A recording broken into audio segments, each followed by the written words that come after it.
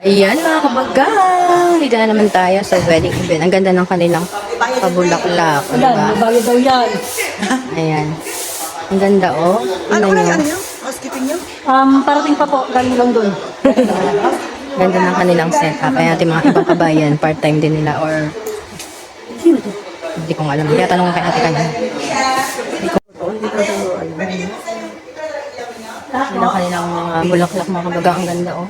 Pink. Mga totoo yan. Diba? Bulaklak pa lang mahal na. Diba? Ganda.